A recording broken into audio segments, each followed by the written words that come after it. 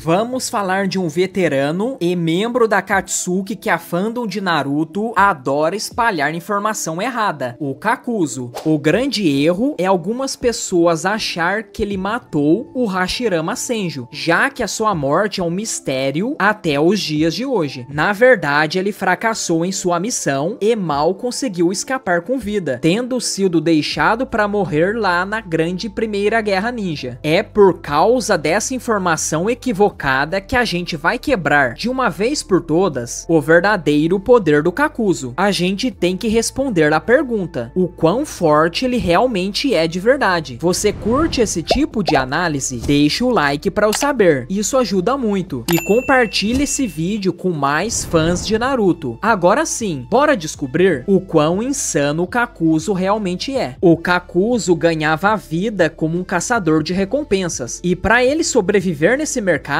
ele tinha que ser muito forte, certo? Como sempre, é claro, vou fazer citações do mangá para podermos descobrir o limite da sua força. No capítulo 528 do mangá, foi revelado que, em algum momento, ele chegou a lutar contra os irmãos Ouro e Prata. Ambos tinham porções do chakra da Kurama dentro deles, e o Kakuzu não só enfrentou eles, como sobreviveu a essa luta. E outro detalhe que é mencionado no capítulo 481 do mangá é que eles lideravam o Esquadrão Kinkaku, o mesmo que emboscou e acabou matando o segundo Hokage, Tobirama. O poder desse esquadrão de 20 shinobis era tão absurdo que nem o time completo do Tobirama teria chances. Ou seja, o Kakuzu sobreviveu a essa luta contra 2 ninjas com poder de Biju. Isso, meu amigo, é feito de nível Kage. Ele só conseguiu fazer tudo isso por causa de um segredo bizarro. O Kakuzu tinha mania de roubar o coração de ninjas que ele vencia. Ele arrancava os corações, ainda pulsando no corpo deles. Graças a isso, ele é um dos poucos que possui domínio sobre as 5 transformações da natureza do chakra. Junta isso com o fato dele ter vários corações, e ele se torna um oponente muito difícil para a maioria dos ninjas em Naruto. Mas a única exceção, obviamente, é quem já é naturalmente quebrado. Aí não tem como mesmo. O mais curioso é o fato dele dominar todos os 5 elementos de chakra. No entanto, o Kishimoto foi bem específico no databook de que o Kakuzu não está listado com o domínio sobre as liberações Yin ou Yang. Dito isso, a gente precisa lembrar que esse cara era um ninja de rank S e foi recrutado pela Katsuki por uma razão. Ele quase morreu pro Hashirama, beleza, mas pensa comigo, o fato da própria vila dele ter tido confiança total nas habilidades de assassinato dele, a ponto de enviá-lo para tentar matar o ninja mais forte vivo naquela época, isso diz muito sobre o poder dele. Dizer que ele é fraco só porque perdeu por Hashirama é a mesma coisa que dizer que o Jiraiya era fraco só porque ele morreu pro Pen. Pensa comigo, o Pen era um cara de nível quase Deus, com o Rinnegan. O Jiraiya perdeu, mas isso não diminui o poder dele, certo? O mesmo vale pro Kakuzu. Ele perdeu pro Deus Shinobi, mas isso só prova que ele estava no top 1% dos ninjas da época. E vocês estão prestes a ver o porquê.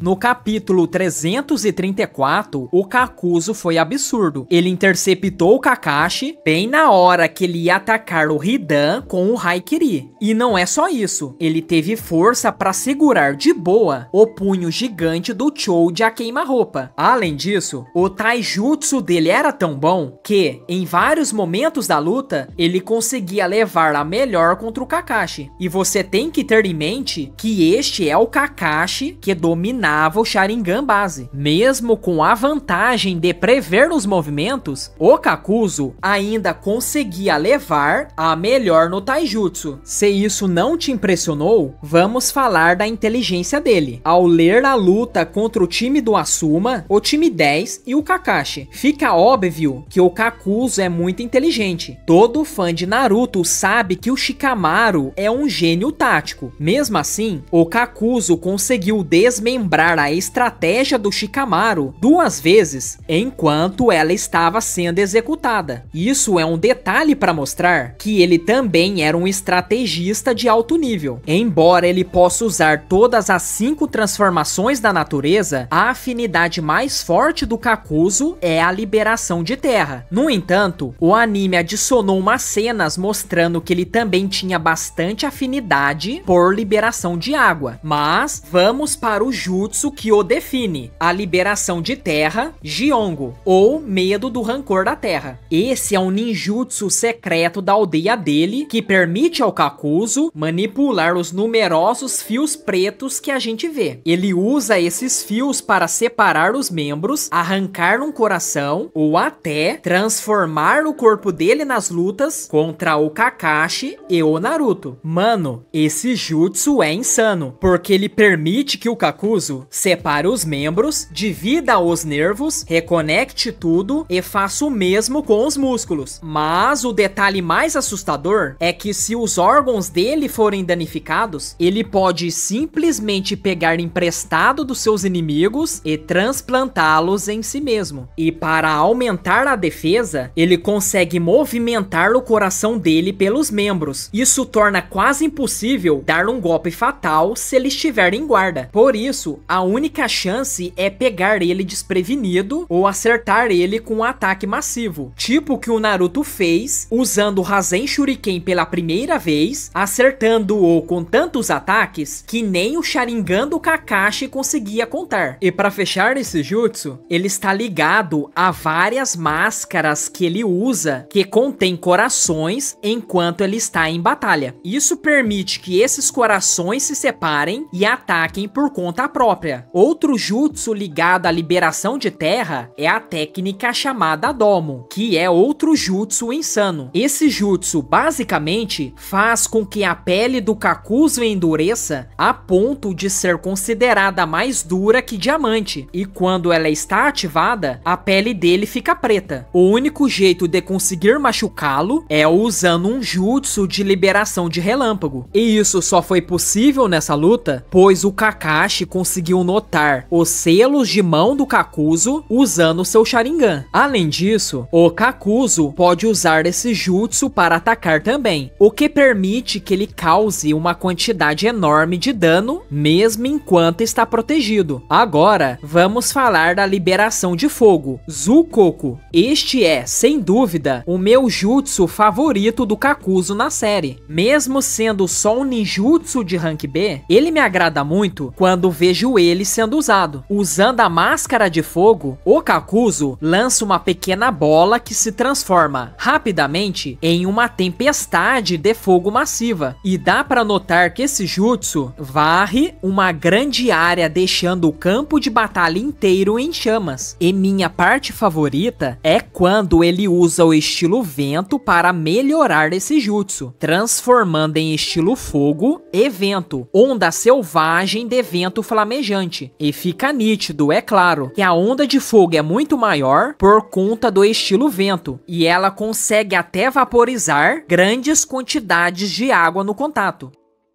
O jutsu de estilo vento, este é que eu, particularmente, queria muito ter visto Naruto usando em suas lutas. O nome desse jutsu é Atsugai, e esse ataque cria um grande tornado que varre o campo de batalha inteiro. Mas a parte mais louca é que esse vento fica contido, tipo em uma lança, antes de explodir. E com isso, o Kakuzu destrói áreas e inimigos inteiros com total facilidade. E quando ele combina com o Zukoku, o combo de vento e fogo é simplesmente insano em poder destrutivo. Esse é outro jutsu de rank B que dispara um raio no alvo. O nome desse jutsu é Jian. O poder destrutivo é altíssimo, porque ele consegue perfurar pedras com facilidade. O Kakuzu consegue disparar múltiplos raios de uma única vez com esse mesmo jutsu, e tudo se move em uma velocidade absurda, tendo tentar desviar desse ataque a queima-roupa exige um tempo de reação insano, só para ninjas de altíssimo nível. E até mesmo Kakashi passou um certo sufoco para desviar desses ataques. A melhor forma de sobreviver a esse jutsu é mantendo uma grande distância. Para fechar, temos o ataque combinado de liberação de vento e fogo. Usando as duas máscaras, o Kakuzu mescla o Futon e o Katon. Embora o combo principal seja a onda selvagem de vento flamejante, esse ataque mesclado também é super poderoso. Pensa comigo, o Kakashi mesmo admitiu na luta e ataques simples de água não conseguem bloquear, a menos que ele reforce com estilo vento, o que prova que o Kakuzu estava intercalando e fusionando o fogo o tempo todo, obrigando o Kakashi a pensar rápido. Isso mostra o nível de poder destrutivo dessa fusão.